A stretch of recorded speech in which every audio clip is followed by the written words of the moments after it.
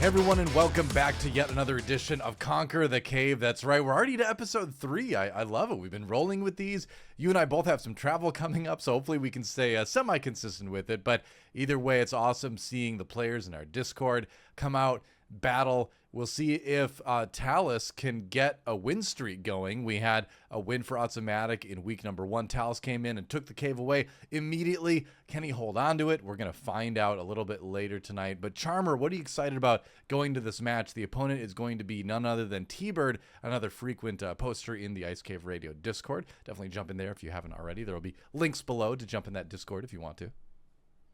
What I am most excited about is kind of what we're building to, which is whether or not we are going to have our first repeat, right? So far, it's just been a one and done, and that's fine for a King of the Hill format. You'll like the rotation, but also you want to make a name for yourself, right? You want to stick it out for a couple of weeks. You want to have a title reign, if you will. So I'm excited to see whether or not we crown a new conqueror or if we get our first ever repeat.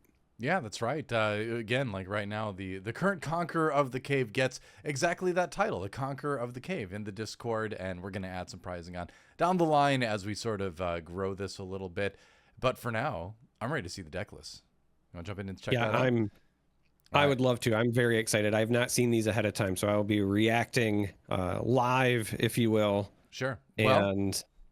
Here's our dick list from Talus. It's the same as it was before. He has not changed anything. Now, just to review this list again, this is one of the ones that was a little bit more discard heavy. It is in the name itself. We've got the 3 pillages main board. That's kind of wild. But what do you think about this list overall? We've got like a keep fighting or two in there. It's an interesting aggressive Ray list. Yeah, I think that is kind of the key, personally, is that it is an aggressive list that happens to run Ray. And I really feel like this list is doing a lot of what I tried to do for a bit in set 1. I did toy around with like an aggressive Luke list that was also using Force users because I liked Force Throw and I liked some of those cards, but it didn't feel... like there was enough in set 1. Obviously, one set that's really hard to do. Yeah. When you get to set 2, you've got some more tools, you got some more aggressive things. And Ray, if I'm being honest, I think is just a better generic leader, right? When you compare to Luke, you don't have to go all in on the heroism build. She can work with more things. And so I think that there are definitely some units in this list that you like with Ray. There's a lot of things that do have 2 attack power or less. This really does also feel kind of like an aggressive list that just happens to run Ray because she's a Force user and might buff you, as opposed to focusing or centering around Ray. And I think that's what I really like about it.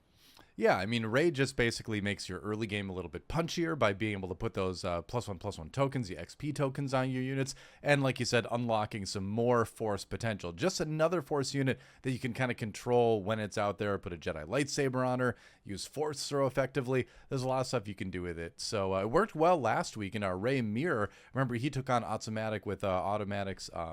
Ray Blue list, so going for the very delay healing kind of way, and this it kind of just ran it over a little bit in at certain moments. So we'll see if he can do the same today. The list that he will be facing is going to be T-Bird's Luke Skywalker command list. This is I would say a bit of a blast from the past. We've got some new additions from Shadows of the Galaxy, obviously, but this is a list I think that if people have been playing Star Wars Unlimited for a while, you're going to be familiar with this one. It's got all the greatest hits, right?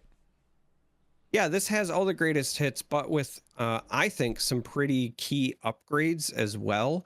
And before, it's funny that these are the 2 that are playing against each other, right? Because before, what I was saying is, like, you can build around Ray, but really, I feel like that other list is a bit more aggressive, and then Ray is like a supplement. This is a very clear case where you are building around Luke, and you want to take advantage of trying to make your units sticky. And in doing so, you're either playing some, what I believe are some very powerful for their cost units, things like Battlefield Marine, Echo-based Defenders, actually a pretty good Sentinel, all things considered, even better when it has that shield. But with this new set, you do get some cheeky things that you can do, like play modded Cohort and give it the shield after the fact. You've got Kuil and a fair amount of green, so that could represent card draw. The addition of tech to give you some versatility if the game goes long, I think is also really nice. So I like that, as you said, this is a blast from the past, but it's doing a good job of making use of some of the new tools from set 2. Yeah, and I mean, at least in my experience, I feel like these more mid-rangey Healy sort of decks tend to do fairly well into the aggressive lists. And Ray is in this interesting spot where she's got the force cards that kind of buoy up the strength in that matchup. But at the same time, I kind of wonder if we're going to see a situation where Luke just kind of gets big stuff out there. Everything's getting healed. Everything's getting shields. It can get out of control really fast. So I think that's going to be maybe the onus on our defending champion, our conqueror of the cave right now, Talus, to get in, get the damage down early, and establish those force cards to be ready to take out the key units when they do appear. Both players are, able to throw some removal in there here, but I don't know. Yeah. Do we want to make predictions part of the show? Do we want to try to start predicting things? Because I honestly have no idea who won. They haven't in the first couple weeks. The players told me, and I was like, "Don't tell me. I want to cast these. I don't want to know." So I don't know who wins this for the first time, which is great. I'm fine with if you want to do predictions just based on deck lists. Okay. If not that, I think there is at least some key things to highlight or potentially watch out for this matchup that I think will potentially decide the winners. There's a lot of give and take with these two lists. As you said, the Ray aggressive list can get in and punch fast potentially. This list does have a fair amount of Sentinel and healing to potentially offset that. The real interesting bit to me is whether or not TBird draws his card draw mechanics to offset the discard. Right. So what I could see potentially happening is if you have a really good like flip turn where you get to play Ray and then maybe you pair that with something like a pillage and a force throw and you get rid of all the resources in their hand before they can react. Yeah. That can be a very powerful turn for Talus. However, unlike most decks where once they're hit with the discard, they tend to struggle, TBird does run Yodas, does also run Kuil, which again is potentially card draw, and is running main deck Tech, which could potentially extend your hand. Even though it's not super efficient, it can extend your hand by giving things smuggle. So there is, I think, a really cool back and forth, and I think that the key to watch is going to be who can manage their resources the best in that regard. Yeah, I do want to say too that the players send me their deck list, but they don't know what the other one is going to play. And the defending champion, the Conqueror of the Cave, is totally free to change their list, change leaders, make whatever changes they want from week to week. So, while we do have Talus showing up with the same list this week, he absolutely didn't need to. He could have brought anything he wanted, So that is something to think about too, where like TBird isn't necessarily teching against the Ray Red because he had no idea he was going to be playing Red. It could have been anything, right?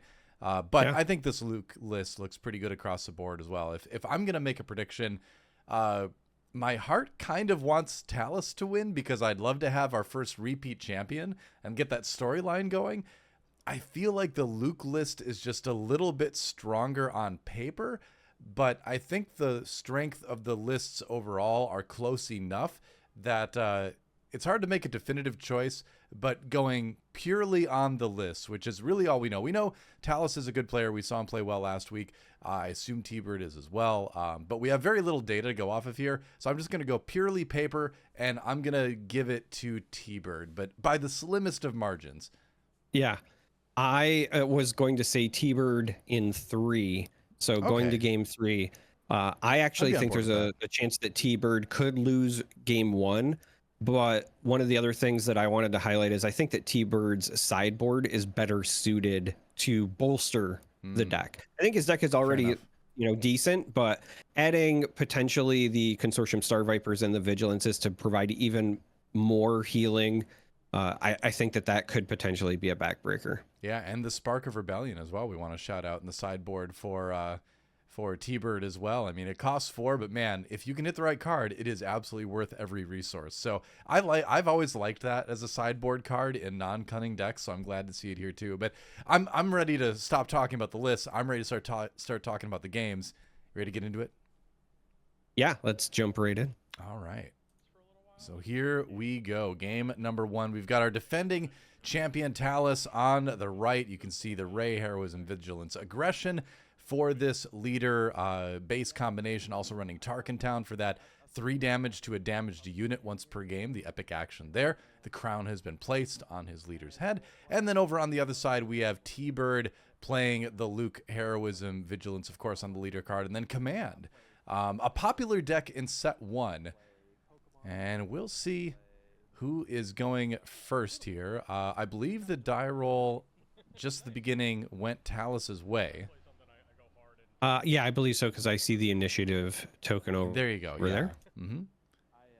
That's right. Looks like both players have resourced. Shout out to T-Bird with that nice Gen Con exclusive version of Luke. Yeah, that's the right. Extended art. Yeah. And we have a Green Squadron A-Wing as the first play for Talus on this side. And so, yeah, now the question is, will they match up space and ground? Again, they got to think hard about it. It's kind of mirrored when you're playing against webcam. It's kind of not. Where's it going to go? It's so close. Oh, he puts the wheel on the normal ground side. So, okay, it's going to be flipped again. But, you know, like I said, we're dealing with webcams here. You got to do it in sort of like reverse. Well, so again, like both players, when you're looking at this, right? They've got ground units on the right and space units on the left, but it's for their right and their left, not stage right and stage left. So no fault to them. It's hard. I get it. This is, I think, a good start, however, for T-Bird, simply because the A-Wing, when the opponent has the initiative, is very hard to deal with on that first turn in space. So just being able to play something that is good on the ground, but also will get you some of that health back, right? Has the restore and the potential card draw. Again, one of the things I was highlighting about potentially being very good against Talus. I think this is a great start for T-Bird. Right, just swinging right away for 3 damage with the A-Wing, not bothering to buff it with Ray or anything like that. You know, when you do the buff first, you always run the risk of something coming in and removing the A-Wing, but at the same time, you know, it can be worth it sometimes. It's going to be a couple damage on each side. Kawil restores 1 as he comes in for 2 damage. Yeah, and there's the and Yoda. Got the draw. Yeah, got the draw of Kawil as well. Found a command aspect card that matched his base. And the Yoda comes down for Talus. Oh, Concord Dawn Interceptors. Not blocking the Yoda. Remember, it's actually in space, but that could be an annoying one to deal with for Talus's side, because that A-Wing, you know, if it had the token, it'd be able to swing in right away. But as of yet, it does not. And, you know, what's going to happen here? Is he going to find an answer for that Sentinel? Yeah, that is... I think potentially answered just by giving it the token. However, you do run the risk of giving them an opportunity to answer back. Instead, we're just going to open with a K2SO, which sequencing wise is interesting because you're using all of your resources. So you're signaling to your opponent, like, I have no way to really respond to whatever you're doing now. Oh, and so we're going to see this modded cohort in response. Yeah, of course it's going to run right into the Yoda. You know, what else did you do? 2 damage on the cohort, but man, one of the best cards in the game right now in Heroism Command for sure. Just being able to ambush there for 4 damage, 4 health makes it a body that survives a lot of those attacks. And just a strong play on the side of T-Bird. And that's got to be Talus, I think, sweating a little bit already in the game. The board's looking pretty good for our challenger here as another damage comes in from the Concord Dawn Interceptors.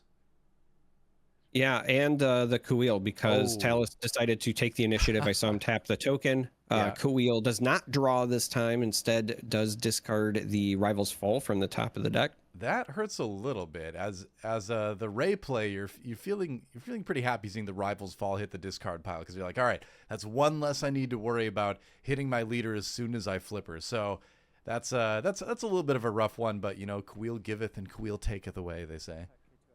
Yeah, you do kind of want to protect the Ray, but if anything, I feel like the big concern for Talus as we get close to the flip turn for both players here, as we approach resource turn 6, the big concern has got to be, what am I going to do against Luke? Yeah. Because Luke is the kind of character that if he is left unchecked, he can kind of lock down board states. Again, we're looking at the Concord out there in space with the Sentinel, and once you start giving that shield tokens, that A-Wing's never going to get through. And I think Talus is realizing that and knows he's going to just have to take this trade. I think you're right. That's how it is sometimes. I finally remembered that I'm supposed to be keeping track of life live while we're doing this as well, so got caught up in that category. Hey, and for once, the life is easy to see on both players' boards. Isn't that nice? Restored Arc 170 comes down on the side of T-Bird. So a lot of power in space right now. But as you said, there's that trade with the A-Wing, taking out the Concord Dawn Interceptors. It takes a lot of damage back, but it's still alive for the moment at least. Yeah, so one of the interesting decisions that T-Bird is going to have to make now is whether or not that Kuil will trade into the K2SO, but Dude, instead we are... that was a resupply. That means Luke could Yeah. get flipped this turn, and I think he I was will. just about to say we are going to see a resupply into the surprise Luke deploy, and that changes a lot in my opinion. That is so huge, actually. He's going to run into base. He's going to do enough damage to go up to 10 on the side of Talus there and put the shield onto Kuil, I believe. And Kuil's going to swing in and take out K2SO, who had 2 damage remaining. So just like that, the ground going in control of T-Bird. Oh, and Kuil finds a timely intervention as well. I mean, I guess it's not as much of a surprise, but now that ambush is another option for T-Bird as well. So this game going great for our Luke players so far. Yeah, that was not what you wanted to see if you were Talus. Again, you were probably jockeying for position to answer Luke the next turn. The resupply into this deploy certainly gets things going in T-Bird's favor, but then right when I was saying, hey, he's going to have to decide if he has to trade Kuil or not, turns out you don't have to trade with the shield, plus the restore, plus the card draw. Now with finding that ambush and being at 7 resources, whatever Talus does to try to contest this Luke, T-Bird could potentially sneak something in, so Talus has to play around that. Might even force him to consider not, I was going to say not flipping Rey until we have a Sentinel down, and as such, there comes Obi-Wan Kenobi. I mean, Obi-Wan is such a great play on the turn where you're going to be flipping your Rey as well. It's very, very difficult to kill in just one hit. And if Obi-Wan lives long enough for Rey to have been flipped, that's just going to be another couple XP on Rey. Oh, traitorous, though. He's going to take the A-Wing. Oh, my gosh. All right. And so, yeah, just turning that upside down because that A-Wing belongs to T-Bird now. And that is just going to put even more damage pressure onto Talus here. That A-Wing has 1 HP left, but it's going to be doing 4 damage when it attacks. Yeah, it also means that T-Bird has the lone control of the sky. That space arena is fully his with both the A-Wing and the Restored Arc. So while they kind of fight it out with the leaders, the Sentinels, the Restores, all of that jazz on the ground, T-Bird's just getting a free 6 damage in space until Talus finds an answer. Yeah, and the Restore as well from the Arc 170. It is just looking absolutely dire right now for Talus. What is he gonna do? All right. Yep, he's gonna. Looks like Tarkin Town. He Tarkin Towned his own A-Wing. That is something I have not seen before, but I think it was the right decision there. I mean, there's no damage on anything on your opponent's side. You're about to take 4 damage. You're already behind 10 damage on base to 2. You hate to see it, but it's not the worst decision ever. Here comes Luke with another attack and another shield onto Kuil. That's going to be 4 damage onto Obi-Wan there. And 4 damage back onto Luke, but still, Luke paying dividends. Here comes the Rey now, though. Yeah, the Rey is here and will, in all likelihood, clean up this Luke unless there is magically some way to provide Sentinel here on T-Bird's side, but instead they are just going to take that trade into Obi-Wan, who will give Rey a nice little boost, as well as allow him to get a card. Yep, there we go. Yeah. It does kind of sting a little bit in that Rey's not going to get to put an experience on anything when he attacks with it, but he desperately needs a restore right now. Yeah, do you just run into Luke? Yeah, I think that's the right decision there. Yeah, I was thinking, like, what possible benefit could it be to not take that out? But you have to, right? So the restore is going to bring him down to 7 on base. The big fear is if you leave Luke and any sort of Sentinel comes down, then Luke can start shielding the Sentinel and rinse to repeat. So on the one side, does hurt T-Bird a little bit because he's lost a lot of that presence now on the ground, and the Rey having Restore 3 means a lot of that kind of chip incidental damage that had been placed is going away now, but he does still have control of the sky, so the Restored Arc does get 2 more damage, taking the damage on Talus's base up to 9. Meanwhile, 0 on the side of T-Bird because of the constant restore between Kuil and this restored arc. Yeah, we are at a very crucial moment in this game because this is a moment that Talus could seize control again. If he can do something to heal a little bit on that Ray or protect the Ray in some way, the board of his opponent is not that big right now. You of course have to worry about Luke Skywalker Jedi Knight coming down on your 7 resource play on the the T-Bird side of things. But Talus has a window, I feel like. If there's going to be a chance for him to get back into this game, this is it right here. We'll see if he can. Yeah, there's absolutely an opportunity, and you do want to play to your outs. I will say it will be a little more difficult than, say, I think Talus would like, simply because that Kuil has been there since the first turn of the game, and we've seen it draw multiple cards. One of the ways Talus would have liked to get back into this game is hit, I think, with like a timely pillage or something. Instead, we still see... I think that's like 3 cards still left in T-Bird's hand on top of this Ewing that's getting played. Yeah, that's huge. And now we get into the strata of the game as well that I was kind of referencing when I was talking about on paper this deck looks a little bit better, is because when you get to this point in the game, you know, these mid-rangey Healy kind of decks, right? You're able to start playing bigger and bigger stuff. There's going to be a lot of units coming out from the Ewing reinforcements. You've been healing, so now you're only down to just 4 damage on base. And, you know, how does your opponent catch up, right? You know, I was thinking on Talus' side, you know, maybe if T-Bird just didn't find what he was looking for, there's that chance. But, yeah, it's looking grim for our Ray player so far in game number 1. I think the big decision here for T-Bird has got to be, do I want to go wide and maybe play 2 to 3 units? Or do I want to go tall and play something like a Luke, which wouldn't kill Ray outright? Yep, here comes the Luke. It's a Luke. I was just about to say, wouldn't kill the Ray outright, but does demand an answer. It's a big body. It also limits her impact this turn. As far as you almost have to protect her now, right? Because I'm doing the math here, and the -3/-3 means Kuil does have an opportunity to maybe clean this up. So Talus might have to figure out a way to answer the Kuil now. Right. Ray was effectively at 8 health overall, 6 the original plus the 2 XP. Took 4 damage, bringing her down to 4. Then another -3/-3, effectively at 1 health. But there's a force throw. What is going to come out of T-Bird's hand here? This is one of those moments where you wish that you probably had not resourced that timely intervention. Like, you have to assume that it went in for the smuggle, but you would love to be able to get rid of that. Instead, it's like, that's not so bad. That's not so bad. Yeah. This means that the Kuil can survive. So Talus did try to answer and keep the Ray alive, but I have to imagine T-Bird is going to use that Kuil to...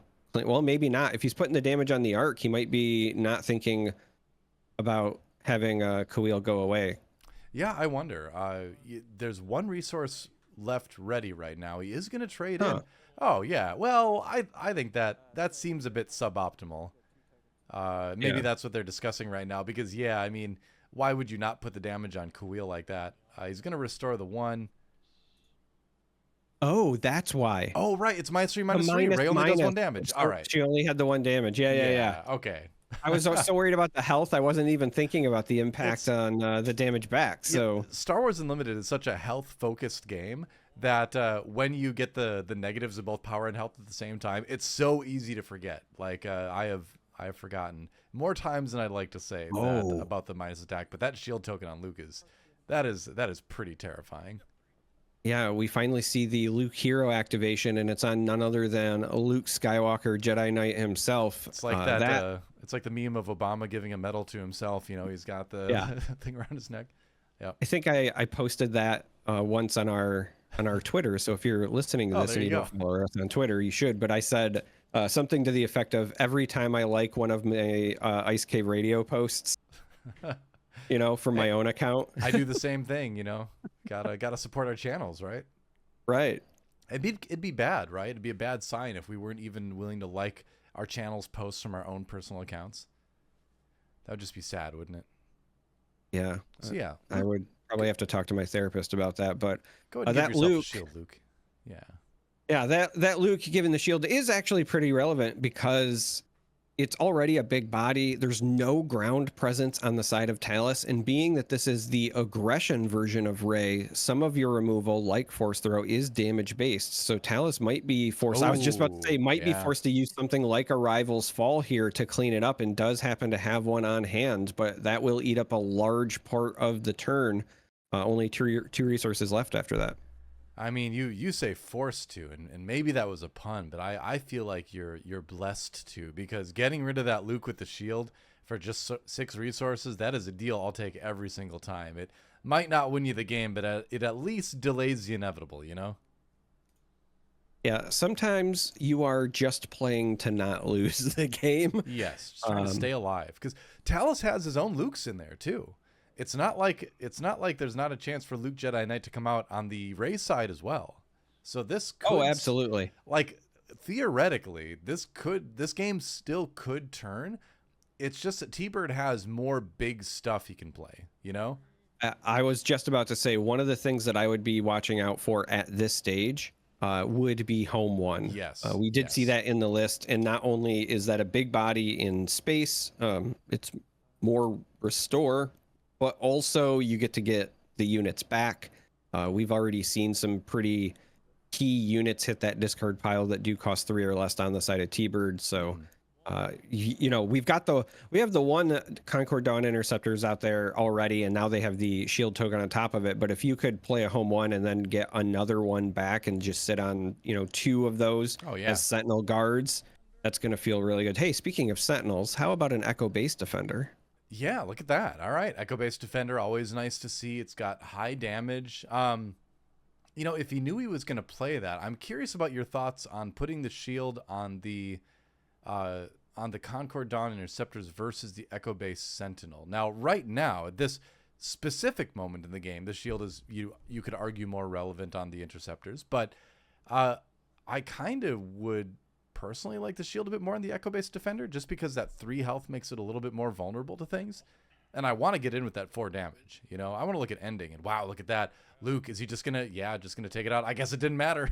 I guess it wouldn't have mattered if it had a shield on it or not. Prove me wrong right here, but there's a Luke Skywalker Jedi Knight coming down for Talus. I think that the main reason for putting the shield on the Concord Dawn Interceptors is, again, knowing that your opponent is playing things like Force Throw and other damage-based removal. It puts them in a situation where they would have to attack with their own interceptors into yours to peel the shield off before they could finish it. And then you get that free damage on theirs. It wouldn't kill theirs, but it would potentially allow your Restored Arc to then clean it up. And there's the Home One. So Home One might end up being the home run. This is going to be a pretty big unit in space. Turns on Restore for everything else, and then... Yeah. Oh, and with the timely interception, this is ambushing. So it's also going to clean up the opposing space unit and get back that Echo Base Defender that had just went away. So slowing down the Luke on the ground while getting absolute air superiority here. What a massive play. Yeah, I absolutely love grabbing the Echo Base Defender again. There's the Force Throw, but that Echo Base Defender is going to take a big chunk out of Luke in theory. Gonna negate that a little bit. What do you discard? No, I think this is gonna kill Home One. Yeah, Obi-Wan had to go. Yeah, it is. Wow, that was a clutch Force Throw from Talus. At least you've got the Echo Base Defender out of there. At least you cleared the space lane. Still in the favor of T-Bird. Oh, the discard from Kuil sends the Yoda to the discard pile, so not finding that command card, but hey. And another Force Throw. Wow, okay. What was it? It was another Obi-Wan. Another Obi-Wan. Oh my gosh. So now T-Bird has nothing in the hand. His hand is completely empty. Talus has a Luke Skywalker Jedi Knight on the board. He's got a Sentinel to deal with on the other side. But no, he doesn't. He's actually going to send the damage onto the Sentinel from the Obi-Wan. He wants to keep the space lane under control here, but, you know, dare I say it, 10 damage for Talus, and that Luke is going to be restoring a lot if he's able to start attacking. This game isn't over yet. Yeah. I was just about to say, I think you want to clean up that Echo Base because you want your Luke to establish control on the ground for you while getting your health back. Yeah. There is actually a window here believe it or not, where Talus could win this by decking T-Bird. T-Bird has drawn a fair number of cards through Kuil, has played things like the Timely from, I believe, Smuggle, which is also going to thin your deck out a little bit further. Yes, things are looking a little dire. You've got that 13 damage total on your base at the moment, but if Luke can continue to restore and just stall this for you, then you might hit a situation where your opponent runs out of options. I think the real way that T-Bird has to consider combating that is saving tech for when you are close to out of cards in your deck, because you can still smuggle and then you don't take the damage when you activate that if your deck is empty, but it does still give you more cards at that point. All right, Luke swinging in for some damage, restoring 3 on the side of Talus. Man, talk about how clutch were those force throws, right? I'm very curious how many of those were in the hand from early on, because saving those for the late game, I think if that's what happened, is very intelligent, because sure, early game you might get something done with it, but it's just not going to be impactful, both in terms of your opponent's hand size and their options to just pick something that has, less cost, right? So at this point in the game, those force throws get extremely scary. Yeah, I think it's a bit of patience, and then also combined with, honestly, just needing a force unit, right? There was a few turns there where there was nothing on the side of Talus that would have turned it on, and then getting this Luke on the board and allowing it to survive really opened the window for you to peg those at a crucial time. Now Talus has kind of established full control of the ground. That Kuil, who's been there for the entire game, I'm just as shocked as you are, is still hanging out, but the Obi-Wan and the Luke are just dominating the ground. I love the Jedi lightsaber on Obi-Wan. Not only does it make Obi-Wan stronger, obviously, but now it gives your opponent a really tough choice if that second Rival's Fall gets drawn, right? I mean, you can use it to take out Luke, or now Obi-Wan is a legitimate concern too, but that just buffs the Luke. So Talus has really left T-Bird with no good options when it comes to that Rival's Fall, and with one already being trashed earlier from that Kuil that is now finally hitting the trash. He knows. Wow. Okay. So it gets a traitorous. Another. I wonder how many cards. I wish we had a counter. I think that Kuil has drawn like 5 or 6 cards this game. It's been a few. It's been a Timely, a traitorous, the one dropped early on. Oh, okay. So modded cohort. Yeah. Another force throw. This time the cohort does 4 damage to the Obi-Wan. Brings it up to a total of 6 after that 2 from Kuil. Another restored Arc 170 with that shield token from Luke. But you gotta wonder at this point, the space of T-Bird versus the ground of Talus, which is going to end up being more impactful, because man, if both units on the ground for Talus get to attack, that's a lot of restore. It's 3 restore, plus it's a ton of damage.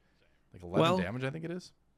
So this is an interesting bit, because yes, there is the restore 3, but T-Bird does have restore 2 effectively because of the 2 arc in space, and it's really just going to come down to the fact that it's more damage on the ground for Talus. However, Talus has more damage already on his base. The discrepancy is 13-4 at the moment. Yeah. And furthering from there, we talked about the activation, but not really the implication of Tarkin Town. Talus only has 25 health on his base, so it's a little bit shorter of a distance for T-Bird to go. All of that being said, though, we now have both players putting a Sentinel in front of the other. So we have an Echo-based defender against the ground superiority of Talus, and a Concord Dawn Interceptor against T-Bird's Air Force. Yeah, so with that Echo-based defender coming down for T-Bird, that does let Obi-Wan attack into it and still survive, because he's got 9 health, and because of the Jedi lightsaber, it's reducing the damage that the Echo-based defender does by 2. So that will allow Obi-Wan to just barely survive that battle and just kind of maintain that threat for just a little bit longer. Right. And it was also, I was going to say, I really want to point out the heads up play here of Talus, knowing that they had to attack then. Otherwise, you would have allowed Luke to put that shield token on the Echo base. But that did work in T-Bird's favor, because that forced Talus's action, and then this traitorous now steals the opposing Concord Dawn Interceptor. This is Mhm. again going to help T-Bird win that damage race, right? So the Luke gets in for some damage and restores 3 off of Talus. However, there's uncontested damage coming from the space side of T-Bird, as well as the restore 2 coming back. Yeah, it's going to be interesting, right? Because with the restore 2, you still have a total of 9 damage getting through from the Luke and the Obi-Wan combined. So that is a lot, but it does require at least 4 attacks if you're starting from 0. K2SO is going to help out a little bit here, though. So I don't know. I Actually, think it could be K2SO very could be close. massive. Yeah, it could be very close now. Not only because of the additional damage from attacking, but K2SO being there does open up a situation where after you've attacked with your K2, you could play the second to destroy the first and just trigger your when defeated. So he does provide a little bit of reach, if you will, for closing out the game. Yeah, very true. The other thing to consider as well is when your opponent's hand size is so low, in a game like this, you may actually opt for the discard instead of the 3 damage. And obviously the damage numbers are going to be tight between these 2 decks, but just simply giving your opponent a situation where they have no resources, when I say resources, I mean no resources in the hand, no cards in hand, that can be more impactful than just that 3 damage in the moment, you know? Well, T-Bird recognized that, uses the initiative, and says, I'll just play another U-Wing to get some reinforcements on the board. And this is almost searching the entire deck. Again, that deck is getting very thin. As I had pointed out before, the real threat of running out of cards and starting to take that, damage per card drawn or missed draw, if you will, from T-Bird is starting to rear its head. Right. And just to refresh people, that's 3 damage per card you're supposed to draw. And wow, he's going to bring the tech and the modded cohort back. That's going to take out the Obi-Wan. Going to let Talus put some XP tokens somewhere. But that tech is now suddenly in a position to start to play out some of the cards from the resources of T-Bird. So the hand size a little bit bigger figuratively than it looked initially.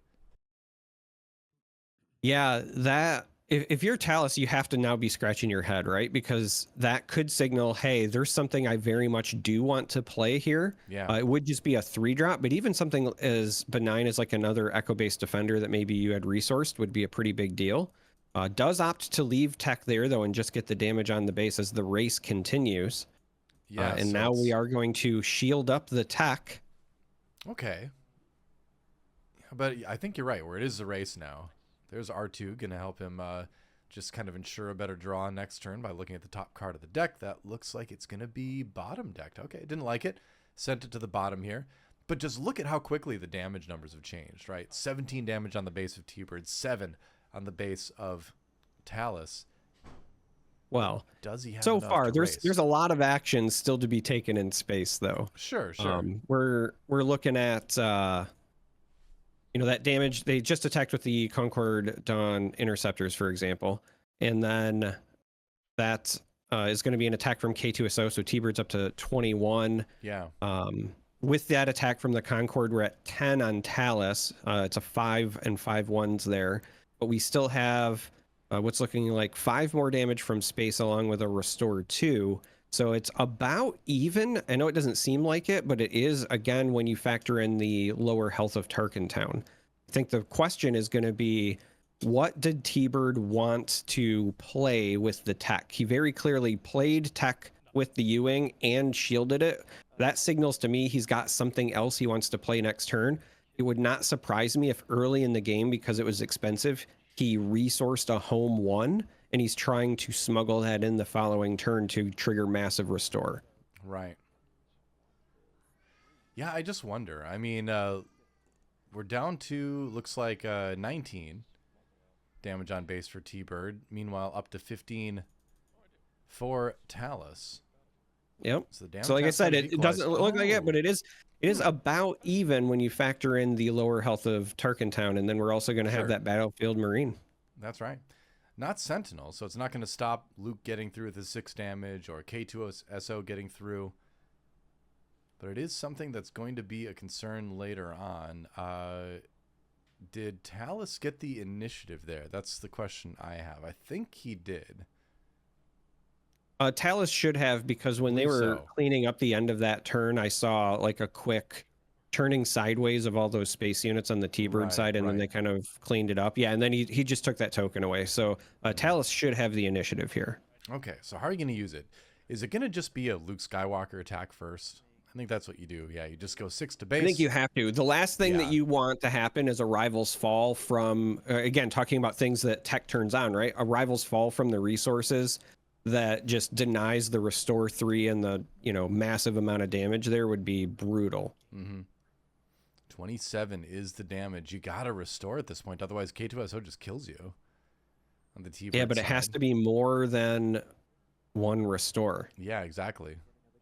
You have to find some way to get the health to live. What's it going to be? There's a lot of resources there, and there's a tech on the board. We could see some funky stuff here. I mean, something like, even an Obi-Wan Kenobi wouldn't do it because the K2SO would just die and then do the 3 damage to base to finish off T-Bird too. So you need to heal. You need restore right now. And the other thing too is digging. Yeah, I know. That's like let me just check what do I have my resources anymore? What's it gonna be? I really do feel like it was probably supposed to be a home one, and that there was just some hope that Luke wasn't the opener. Like Luke to base was, I think, the only thing T-Bird didn't want to see there. Yeah. But even home one doesn't necessarily heal you, I suppose. Gives you a lot of restore for sure, but. And this is why I had said that I thought Talus might. That's it.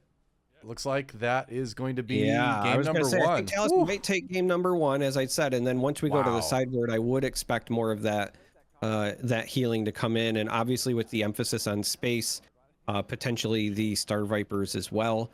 But again, a card like Vigilance there, even paying the tax, would have been clutch, right? Because you could have healed your base for 5 and got you right back into the game. That's right. So I would not be shocked if we see those get sideboarded in for game 2. We'll have to find out. In the meantime, our defending champion Talus taking game 1.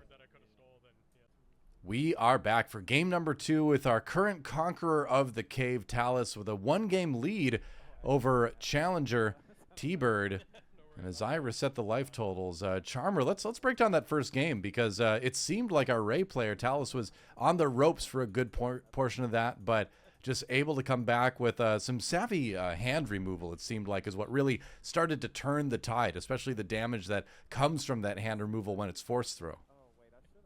Yeah, the interesting thing that happened there was force throw became active at a time where Talus had a massive unit that they wanted to protect, and it was not just discard but also removal. And because T-Bird was stuck with exactly 2 Obi-Wans in his own hand, that meant that it was free removal for anything on the board at that point in the game. Yeah, there was a home one, but it had some damage on it.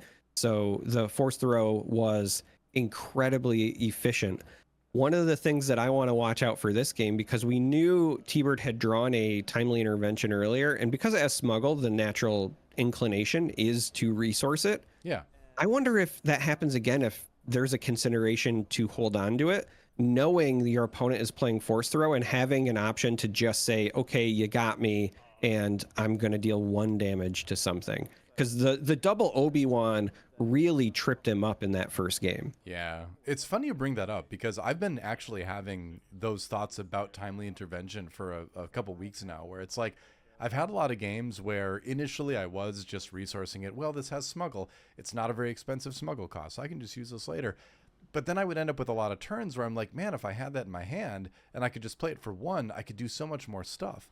So I've found myself lately saving that timely intervention and holding it in hand and only resourcing it if I have really no other option. Because, yeah, it's great to smuggle, but it's also great to pay 1. And we've got the ARC 170 coming out and the A-Wing on the Talus side.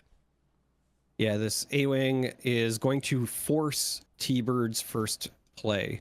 Unless they have some other way to deal with the A-Wing, you have to imagine the very first thing that you're going to do is use your ARC to attack into the A-Wing, so that if the A-Wing swings back, then it's a trade. At that point, it would likely just go base, but you still need to whittle it down. Otherwise, you just lose your ARC for free. But as I said, the one change is if you have an answer. So Concord Dawn Interceptors changes that math. I mean, it's the biggest 1-2 punch in space Luke can do now in this current meta, and I was wondering if maybe we'd see the A-Wing get buffed so that it could run into the Concord Dawn Interceptors and take it out, but no, we're actually seeing the Village Protectors come down, so a Sentinel on the ground side, actually. It's going to be 2 damage now on Talus's base from that Arc 170, but what do you think about this? Talus prioritizing establishing a Sentinel on the ground, and if you can get that XP on it from Rey too, that's a pretty powerful Sentinel, a 3/3 with shield.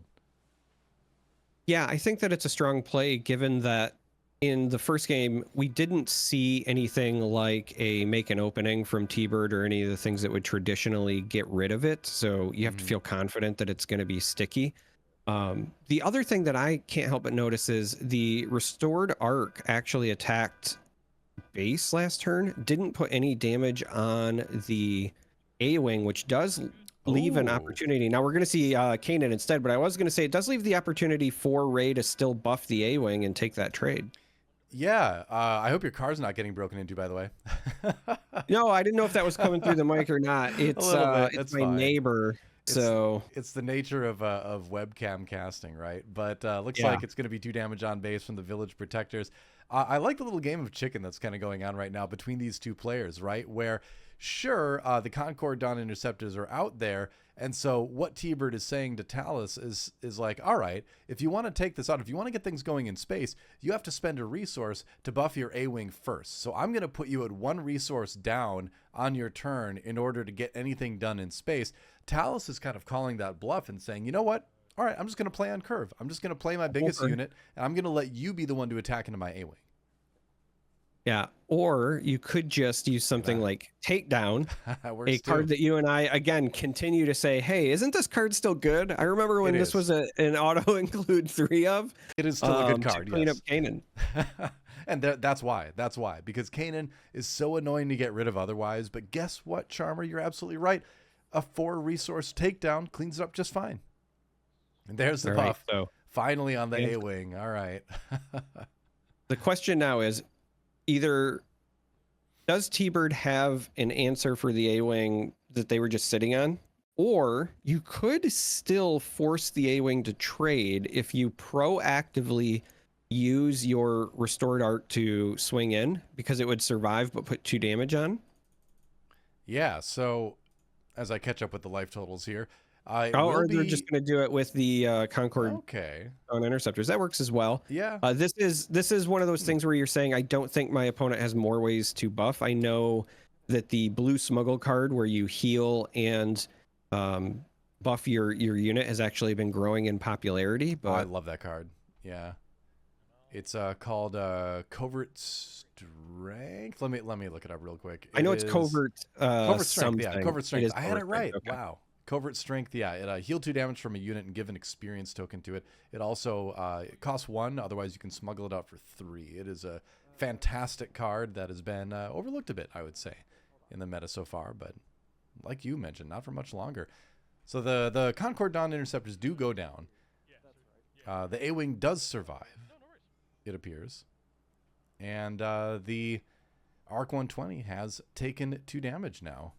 That said, still 0 damage on the base for TBird. So staying safe for the moment, although that is changing right now as the A-Wing swings in for, I believe it should be 4.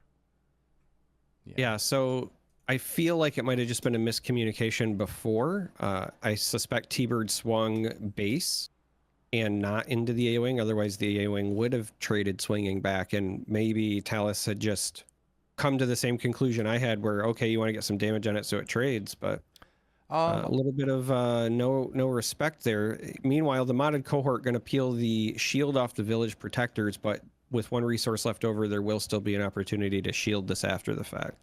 Yeah, notably too, Tarkin Town was used to finish off the Concord Dawn Interceptors, I believe, which is how we ended up with the living A-Wing. I was I was looking up the card at the time that we were talking about, so I missed exactly what the play was. But seeing the epic action taken on Tarkin Town, I'm guessing that's what was. I had seen the end motions, but I had thought, okay, well maybe he was just placing the damage. But I see the orange X now. So yes, Tarkin Town was used. Lesson is, we just got to remember what Covert Strength is right off the bat next time. Right. Yep. All right. It's hard to remember because it's under wraps, man. That's a covert It's covert. card. Yeah, that's right. Well, we need a whole like covert Oh, line of smuggle cards. Covert resources, covert cunning. we are hitting a very important turn. While Indeed. both players are relatively healthy, just 4 damage on one side, 5 on the other. There's We the are trade. at the pivotal 6 resource flip turn for both of these heroes. T-Bird starts with initiative, does force the trade in space. So we're essentially going into this with all resources available, and now the game of chicken begins. Yeah, the board is clear. Oh, it's a pillage from Talus. Look at that, saying, Oh, man. all right, I want to just make sure if there's a chance I can get rid of the Rivals Fall, do that. Otherwise, I'm going to get rid of everything but the Rivals Fall. And it's going to be a modded cohort and an Echo-based defender. Still 2 cards in the hand for T-Bird. So it doesn't necessarily protect either player from that Rivals Fall, but at least it reduces the options. And there's the Luke flip, because now, obviously, T-Bird doesn't need to worry about the Rivals Fall. Not enough resources on Talus' side to do that. Yeah. So I did say, hey, you got to watch for this play where on the flip turn you play like a pillage and a force throw. So if this isn't Rivals Fall, okay, there it is. I was gonna say if this isn't Rivals Fall, the follow up of a force throw here would have been exactly what I was talking about, and it would have been potentially devastating. But the Rivals Fall is in hand for T-Bird to avoid disaster. I really am curious what's in the hand of Talus right now, because that hurts. That hurts a lot. To pillage, get rid of 2 cards, and say kind of, all right, if you've got it, you've got it. Sometimes you just have to make that decision. And unfortunately for Talus this time around, the Rivals Fall was there. And as we go to resource turn 7, that really does change the makeup of this game now. With that Luke leader on the board, Talus needs to find an answer, and he needs to find it like yesterday at this point. Yeah, I know that we kind of put a lot of emphasis on the Luke Skywalker at the end of last game, but I would like to point out that one of the ways the game really started to turn back in Talus's favor was when T-Bird lost Luke and Talus was able to keep Rey for a couple of turns. The restore was very relevant. Obviously, leaders are more difficult to remove than traditional units because a lot of things don't target them. And we're now in an opposite scenario where T-Bird has a leader. Talus's has already been cleared. And with the opening of the Concord Dawn interceptors here, it does feel like Talus does not have a clean way to clean up that Luke. So T-Bird has an opening. Oh, if this is Obi-Wan. Oh, no, it's even worse. It's using reinforcements. Oh, my goodness. All right, out of the frying pan into the fire for Talus right now, as he's going to have to deal with a wider board than just a moment ago. And you'd imagine it would maybe be those Echo-based defenders and something else, possibly something in a Nightmare space. is a Sentinel in both spots. If it's an Interceptor and an Echo base, and there's the Echo base. Well, that's the Battlefield Marine, actually, and the Marauder in space. Okay. Oh, yeah, sorry, that's a Marauder because that is a Battlefield Marine. So this is also, I think, very good for T-Bird. Double Sentinels when you have Luke to continuously pump out shields. Marauder very strong, but Ambush here will just clean up the opposing unit. Yeah, that's fair. Doesn't look like he was able to generate the resource with the Marauder. If you there's extra text on the card where if you have a card in your graveyard, in your discard pile, that matches a card on the board, you can put it into play as a resource, face down. Of course, face down, exhausted. And that is awesome when it happens, but it does not happen terribly frequently with that card. So, Kanan Jarrus over on the other side. Meanwhile, the Luke swings in, puts a shield on the Battlefield Marine, and that's 13 damage on the side of Talus now. It's getting a little bit scary, isn't it? Yeah, maybe more than a little bit. We saw Talus take initiative. We're, rooting for Talus to maybe get back into this a bit just because we like close games. For that to happen, I feel like you're still looking for Rivals Fall, something to deal with this Luke, but the longer you go without dealing with it, the worse it gets, because even if you do find the answer eventually, Oh, he's gonna force Oh, throw his own Luke to take out leader Luke, and that's certainly an option too. You choose which wow. player discards, and he is going to give up a Luke Skywalker to do that. I think that, given the situation, I don't think that's a bad idea at all. But then, Yeah. oh no, he had the opposing Luke comes in -6/-6 on Kanan. That said, we still have a K2SO on the board, so Talus still builds something significant on the ground side, but that Marauder is going to swing in for 4 as well. And I liked the play. I liked the force throwing your own Luke to get rid of leader Luke. I do believe that was worth it. It's another situation where it's like, if they have it, they have it. And guess what? All game long, TBird has had it. Yeah, what I was about to say is what the force throw does is allow you to low resource cost remove the big unit and then develop behind it. What I was trying to point out right when that happened was the longer that the game goes, however, with that Luke leader out, even when it finally does get answered, T-Bird still is ahead on board presence, and we're seeing the results of that, right? Talus had an efficient removal and could follow it up, and then we're still back to dealing with a Luke Jedi Knight and a Battlefield Marine that has a shield on it as well. Talus gonna try to stem the bleeding here by deploying Obi-Wan Kenobi on the ground, but that Marauder, much like the first game, is doing a lot of work in space for T-Bird. See, here's why you run Covert Strength. Heal that Marauder, get up to 5 damage, end the game. 20 health on the side of Talus. Covert Strength. That would have been it right there. But that said, still going to be T-Bird in a pretty immaculate spot right now as he heals back to 0 damage on base. And that Obi-Wan is apparently out of there. Yeah, buffing the K2SO, but man, I guess how do you live through this as Talus, right? I guess you can't take out the Battlefield Marine, can you? Yeah, it looks like that's going to be the game. I was about to say, unless you have like another force throw trick or something to deal with the Marauder in the sky, I think that you do just lose here, and we are going to be going to game 3. So this is it, Charmer. We are here for game number 3 between our conqueror of the cave, our defending champion Talus, on the Rey aggression, taking on T-Bird, the challenger, on that Luke Skywalker command, back from set 1, rocking the Gen Con promo leader card with the hyperspace art on it. And, game 1, very close, ended up swinging Talus's way towards the end. Game 2, dominant by Luke, and there's a virtual fist bump to go into the third game. Gotta love the sportsmanship being shown here. Again, these are both people who chat all the time in our Discord. Everybody has a great time talking deck lists and everything like that. It's been so much fun seeing them go head to head to see who can be the conqueror of the cave. And this is it. Will we have a new conqueror, or will Talus get our first win streak ever going here? It's going to be the R2 start for him. It's going to be the Arc 170 start for T-Bird on the other side. Yeah, the R2D2 start is actually pretty significant. This is the first time we've seen Talus actually use Rey early on in a matchup. I think that could favor Talus. A 2-5 on turn 1 is actually really good at kind of holding down the ground for a bit.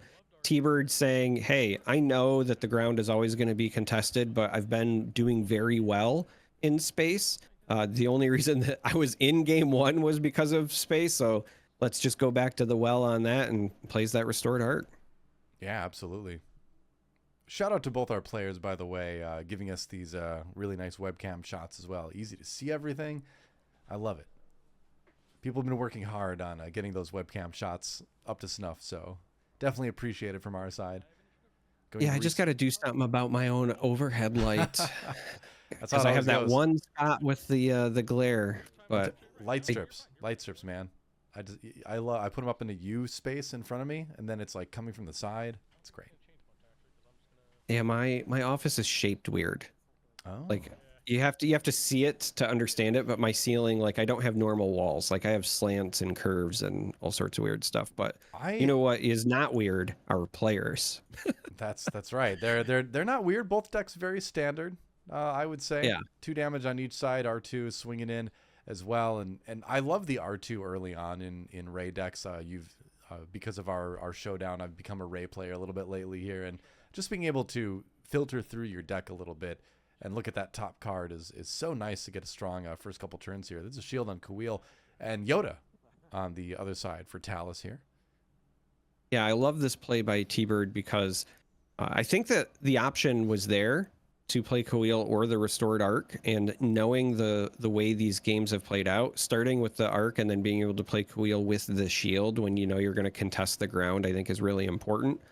I am curious to see whether or not T-Bird continues to like chase the ground and contest, or if they're kind of just comfortable with getting more and more restore on the board. So far, both of them are going to help race. And now we do have a force Ooh. throw, and it's live because of Yoda. Yeah, this is spicy here because if you're T-Bird, the one thing you really are praying to have in your hand right now is that modded cohort. That would be perfect. But Talus is going to be able to use this as a way to check out the hand. 3 damage being done anywhere Talus wants. Of course, it's going to be sent over to the Arc 170. That's going to kill it very cleanly.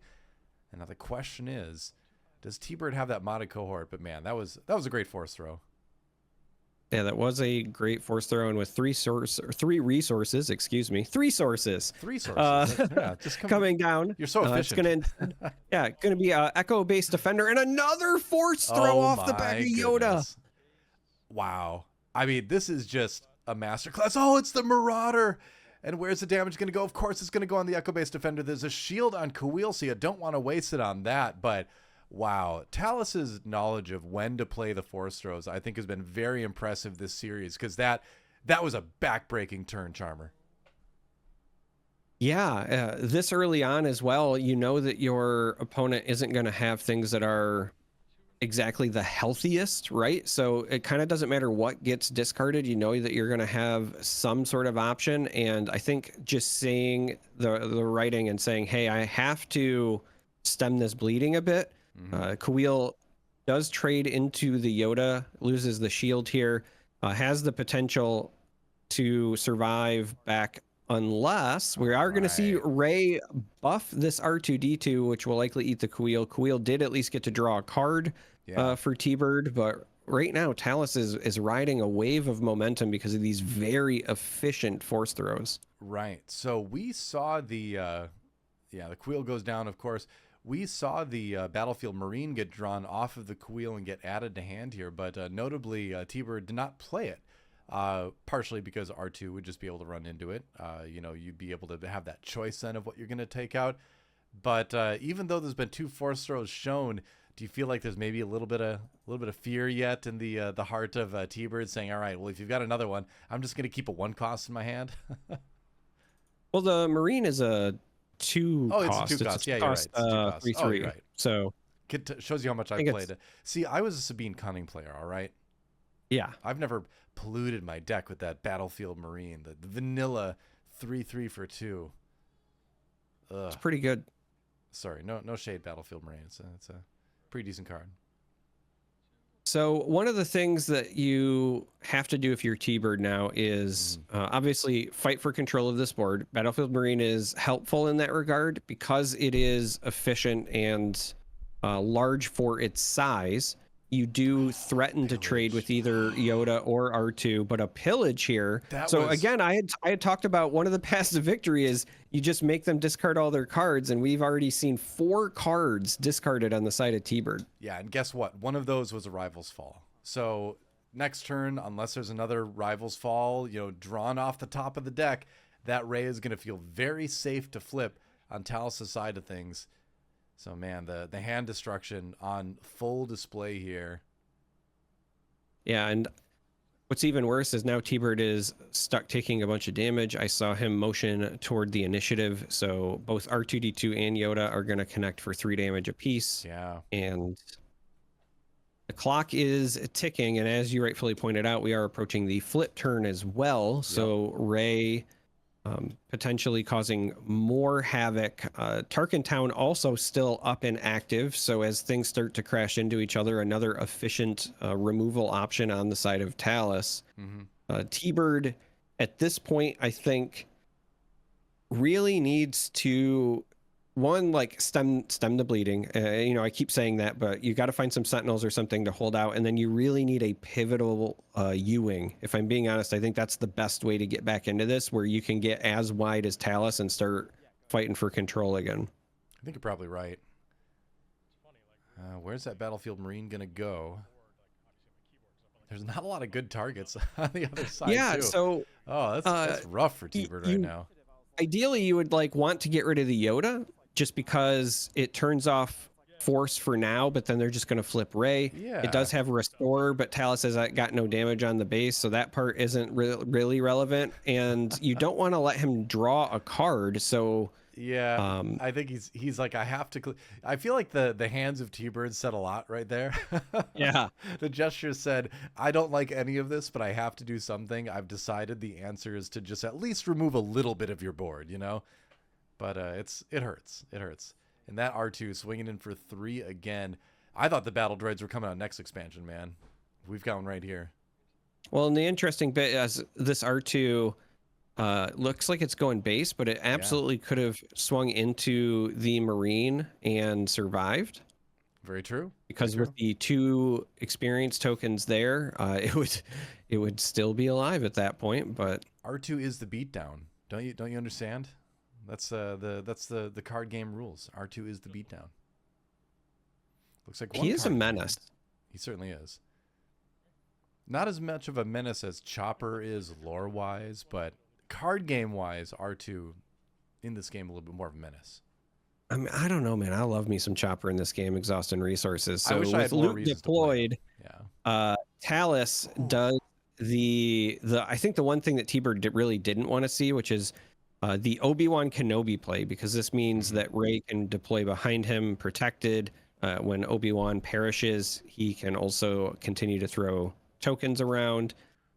Luke has to crash into it because you want to get this shield. I was going to say, there it is on the battlefield Marine. So there's the trigger. And then now here comes the Rival's Fall. I know that you're sitting on it because you did all that time. So there is an opening, a hope, right? You've dealt with the leader immediately.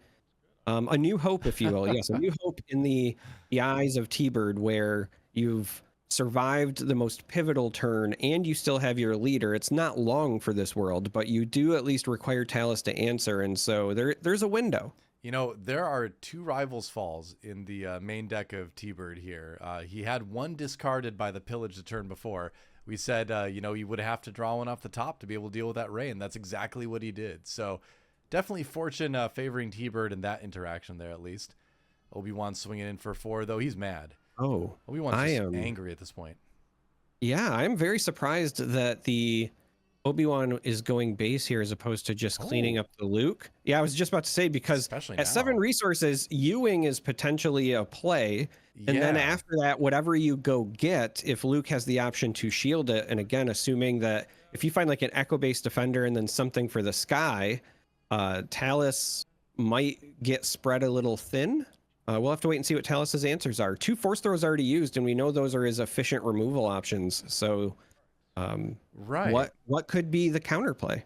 You know, I feel like Talus has just decided to just go aggressive, and there's going to be the modern cohort that's going to get run into Obi-Wan. It's going to buff the R2. So R2 is going to be swinging in for 5 now, but there is that Echo-based defender there. Yeah. Yeah, so let's see. What's R2's health at here? 4 plus, so he's at 8 minus 2, 6 health. So he would survive a battle with the Echo-based defender. He would not survive the crackback from the battlefield Marine, though. So, yeah, I think you have to take it, though, because if you don't, Luke is going to swing and then just give a shield to the Echo-based defender. You need to. Like, there's no choice there, but... You know, you don't like it. Talus is in a rough spot suddenly here. Another Obi-Wan. Never mind. Never mind. I mean, now Luke runs in and puts a shield on the Echo-based defender, but you've got Obi-Wan out. What do you think about that? Yeah. Interesting. So you do keep the R2D2 alive. It does make me wonder if they have some other plan for this or not. But you could have just done that exchange back and forth and then played the Obi-Wan, and the Obi-Wan would have survived, whereas now the Obi-Wan is going to perish. And because you allowed the shield to get on the Echo base, even when Obi-Wan perishes and buffs this R2 even more, you still have an Echo base with a shield token on it. So I I don't know which I prefer, right? Like I can see the lines of thought for both players. I can empathize with both directions, Sure. but that was a interesting decision, and we'll have to, I guess, see how it impacts the rest of the game. I'm wondering how he's going to find 2 more XP tokens. I think there's only there's 4 in the Game Genic set. I think just I gonna think have to. it's 5 in the game Genic Is set, it right? maybe I lost one. I don't know. I But don't okay, have yeah. one in front of me, but Looks like you are correct. He's got 5 XP tokens and then the flipped upside down token for the 6th. I've never seen 6 XP tokens on an R2D2 before, but it was the first time for everything. well, you know, he gets 1 experience token for all the films that he's in. So this is the version of R2 that is going into episode 7 at this point. Yeah. Well, no, I mean there is a cameo in Rogue One. Oh yeah. Yeah, so it'd be one more at that point. But you're close. I liked where you were going with that one. And it's only a cameo, so maybe we don't count that. We'll let you, the commenters on YouTube, decide. But yeah, it looks like he's gonna just put a dice I think in we're just there. gonna go with the die at this point. Yeah, I think Which is funny because once he gets 1 more, and now we're gonna need a second.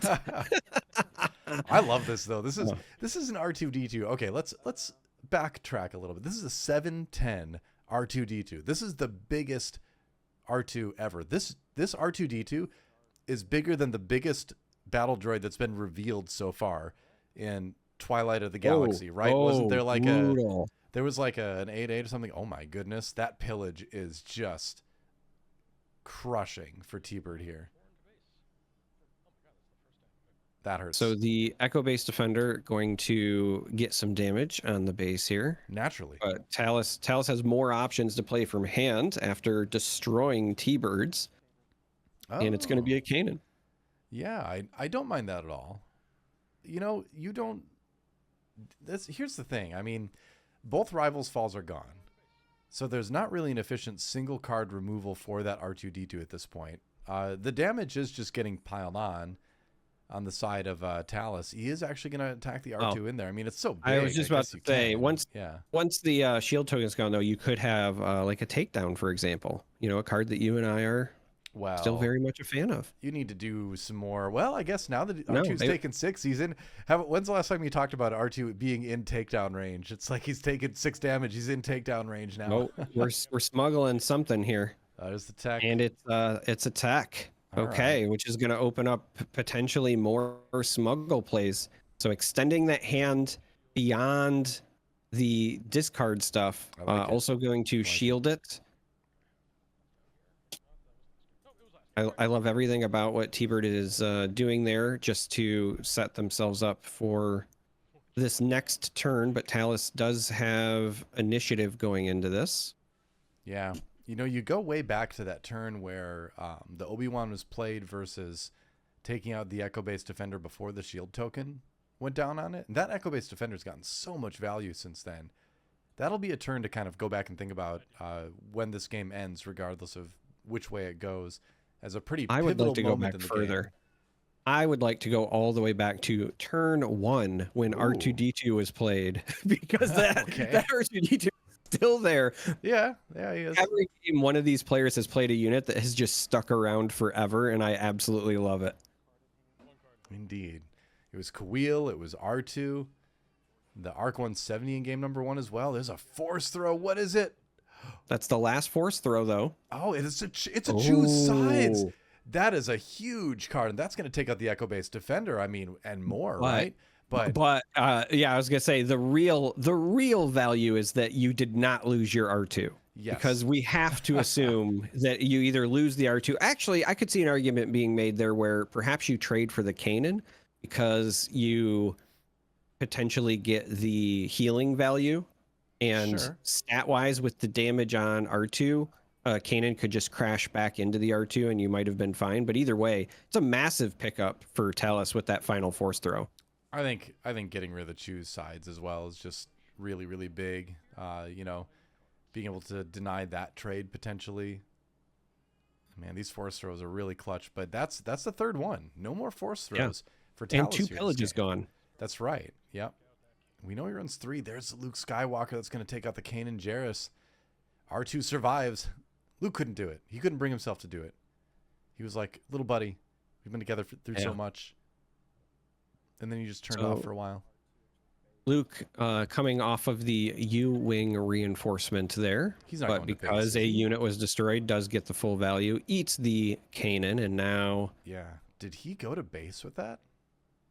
it does appear so. Wow.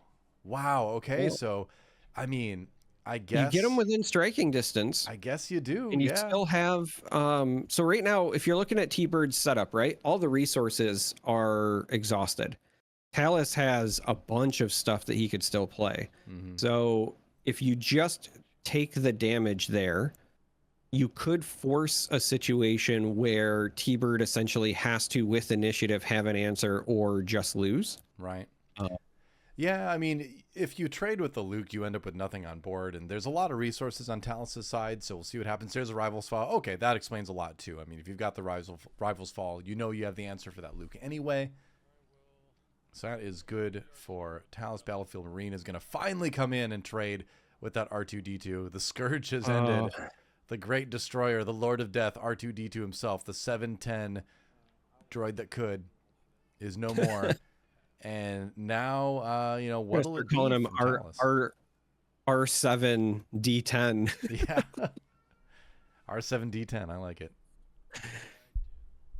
That's right. All right. C-3PO's like, R2, have you been lifting? Got to get these gains, bro. That's right. He's got rockets in those little legs. I mean, like literally, but also I'm talking about his muscles too now. Yeah, he never skips roller day because he rolls around on the little wheels under there. I don't know. You know, like the little electrocuting thing pops out of R2 sometimes. This time it opens and it's like a Scud missile launcher or something. This also tells a bit of the story, I think, of why Talus was trying to get the damage on the base. Smuggling out Cassian here and getting Cassian in the ready position while there's only a tech on the side of TBird means that it has to be something from hand that stops this. Does instead look like a smuggle of the timely intervention, so there will be an answer, but at least Talus forced it. I like the play. Oh, he's gonna timely a Luke Skywalker out there. Oh, that's huge. Yeah, that's right. And he doesn't even need to ambush into the Cassian Andor. He can just straight up use a -6/-6 to remove it. Oh no, because this is the start of the turn, so something hadn't died. Oh, you're right. You're right. You want to ambush anyway. So this is what happens, and this is why this is so huge. The -3/-3 means the Luke doesn't take damage back. Yes. But the ambush also means that TBird got that restore. Yes. So that was actually a really pivotal play, I think, for TBird. Yeah, that threw me for a second. There's a Yoda after the R2-D2. Yeah, Talus just kind of looking to reload here. Yeah.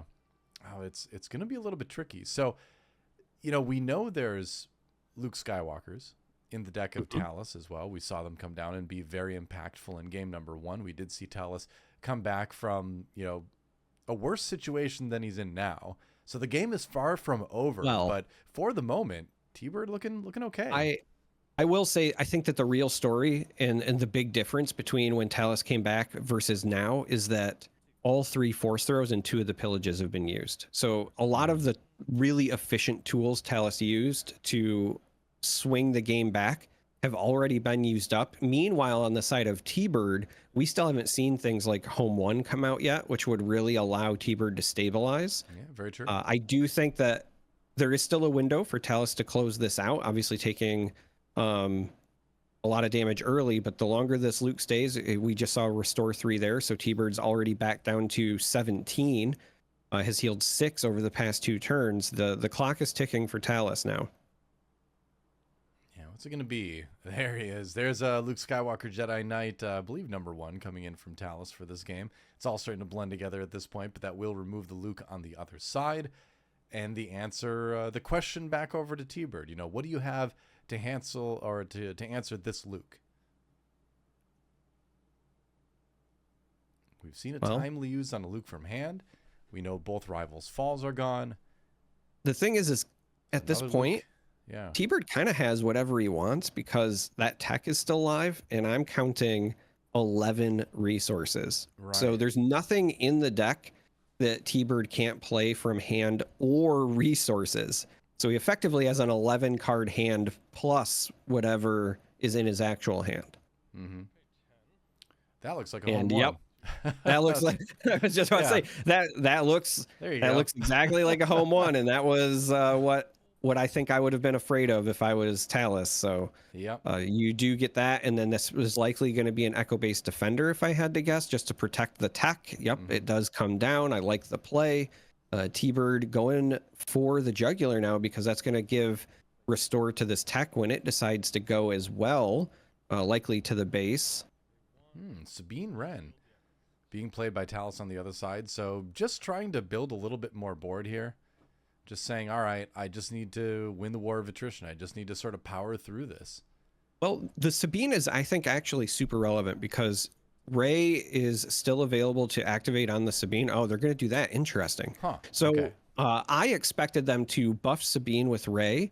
And then when Sabine swings into the Echo-based defender, her on attack ability could ping the shield and then she would trade with it clean. But instead, it looks like they used R2D2 to just get rid of the shield on the Echo base, potentially signaling Luke swinging at the start of next turn to trigger the restore and also get rid of the Sentinel.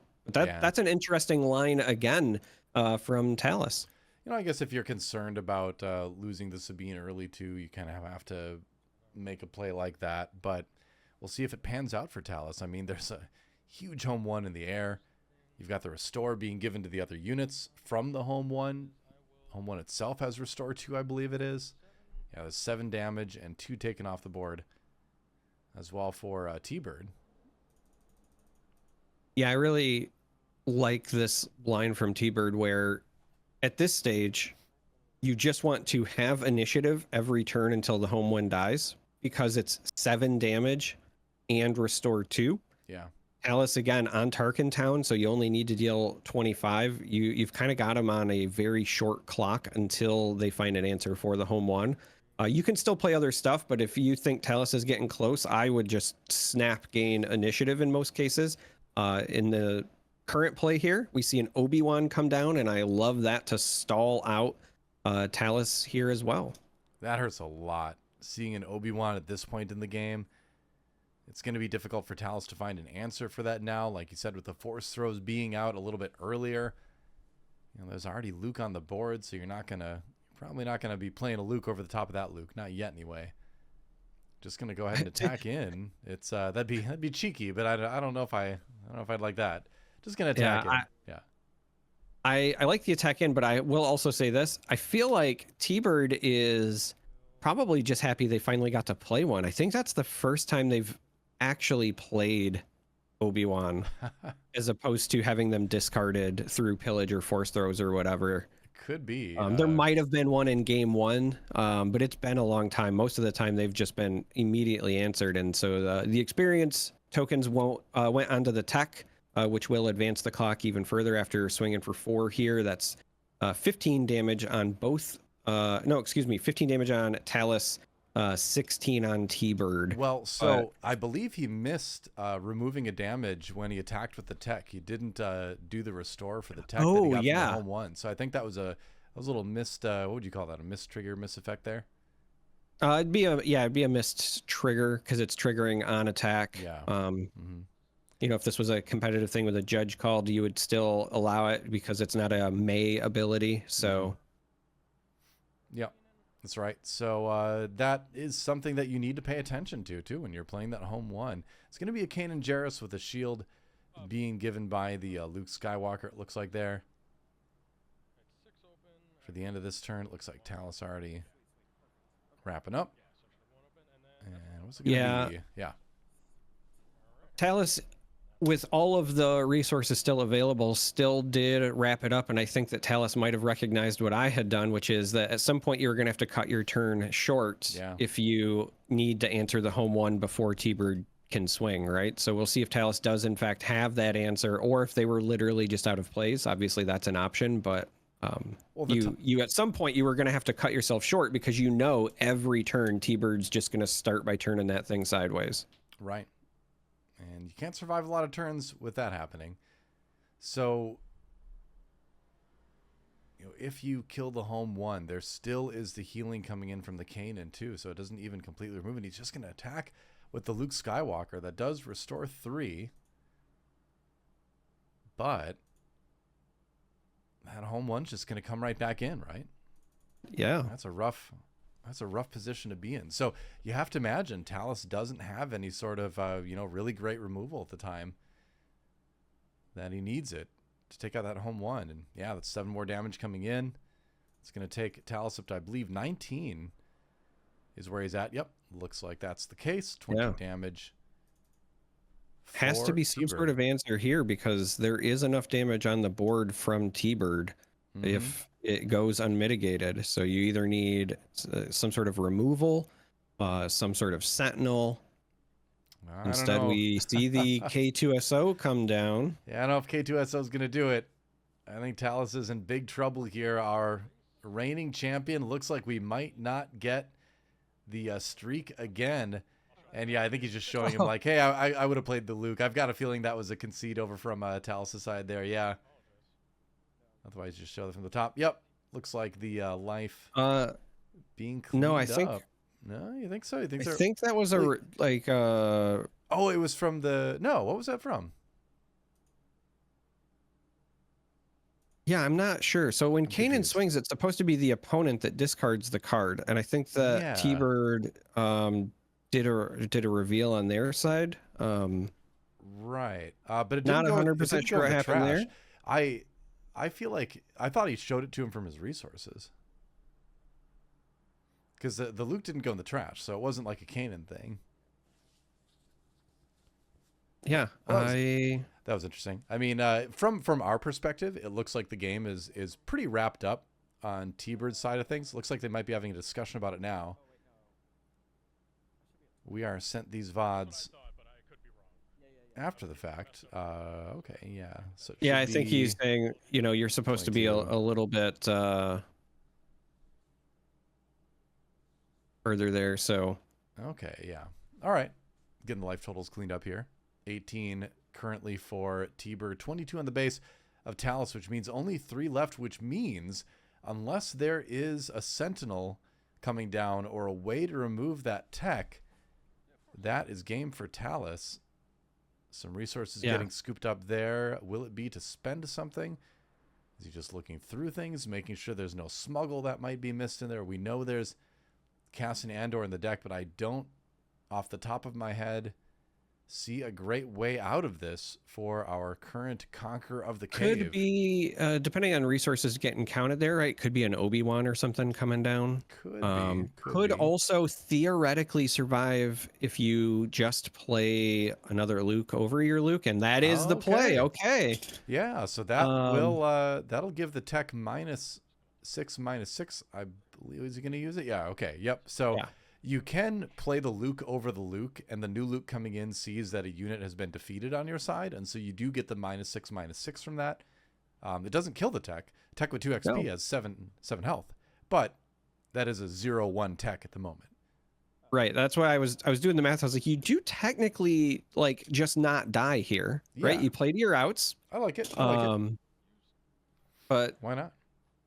I feel like the game is still over at that point, assuming that T-Bird properly recognizes, once that loot comes down, you just take initiative. Right. It does look like they're going to continue to play some stuff, though, but all of the resources being spent from Talus and all of the units being exhausted, you could have just snapped initiative in response and then swung with the home one. Right. Instead, Talus takes the initiative here. Okay. Tech swings for 0, but restores 1 off of the home 1. That is correct. Okay. All right. He's just styling on him a little bit now. Yeah, now he's styling a little. All right. I see how it is. It's going to be a change sides. He's going to hand over the 1-3 in exchange, or the 1-2 actually in exchange. Yeah, it's the dispatcher for a Luke. Right. I couldn't remember the name of the card because I haven't seen that one in a while. Yeah, Alliance Dispatcher traded out for Luke Skywalker here, and yeah, now what do you do if you're Talus? Well, this is where you pay the tax. You pay 10 or whatever to super laser blast, and then you're back in it. I have seen those. Sometimes you do see super laser blasts in heroic I lists. know. Yeah. I mean, we know it's not in there because we've seen the deck list. Yeah. Obviously, we talked about it at the start, but theoretically, and I think What you say yeah, isn't crazy, though, and that's going to be it. It's going to be TBird taking it in 3 games. Close affair at the end there, but it will be our Luke Skywalker piloting player, TBird, ASDF, taking it, becoming the new conqueror of the cave. Once again, Charmer, we are denied a repeat victor. I'm going to go back to us here. But, man, it's bittersweet great because games. Yeah. I wanted a repeat. I'll be honest, just because we haven't had it yet. However, going, yeah. Right. However, I will say the fact that I said very specifically T-Bird in 3, losing game 1, winning games 2 and 3. The profit over here. I feel pretty good about my prediction. FFG, if you're listening, you should, hire us as analysts because apparently we know what we're talking about. Obviously. I agreed with you. The Luke Skywalker player, the T-Bird in 3 games, it ended up being that way, but it really could have gone. Either way. Oh, for sure. I mean, game 2 was fairly one-sided, but that's just how the cards fall sometimes in any card game you play. Game 3, I mean, Talus still had a lot of options there. I think it was looking really good early on with some of the force throws and stuff, but that mid to late game power that a Luke Skywalker command deck has, and we knew this already from the set 1 meta. Luke was doing this kind of stuff back in set 1, but you add tech in there, it just gives you this reach that really needs to be respected. I'm a little bit surprised we don't see more Luke commands out there in the meta. I think it is a solid list right now. I think people are going to come back to it, and man, if they watch this, I think it's a good reason to consider it. Yeah, the shields were pretty relevant, and I will say this. If you're looking at, why would I run Luke over, say, like a Rey, because we were kind of talking about that at the start. Sure. The shields with tech allowed tech to survive to extend the hand. And then when you look at all of the key smuggles that happen as a result of that, I think that really says if you want to play a mid-range deck that can definitely pivot to late game and get those big home ones out of your resources, etc., then Luke is certainly the way to go. Well played by both players, though. Just phenomenal games. I was very happy to see that match turn out the way that it did.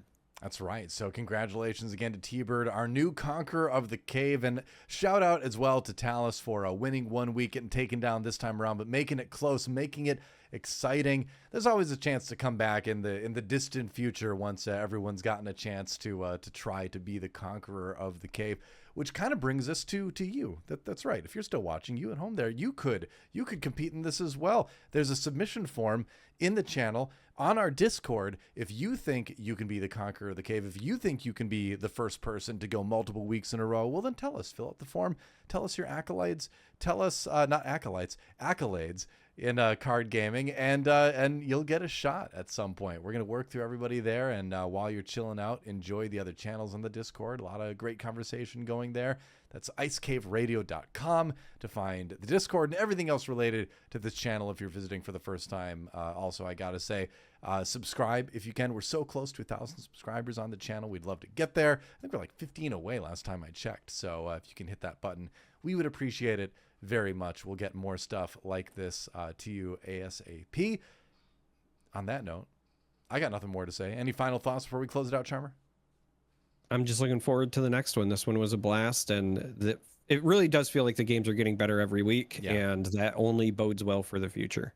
Absolutely. I agree. Well, thanks again to everybody out there for watching. Thanks to our 2 players for showing us some amazing games of Star Wars Unlimited, and thanks to Fantasy Flight for making a pretty good card game, I gotta say. Until next time, we'll see you on Ice Cave Radio, and we'll see you on the next Conquer the Cave.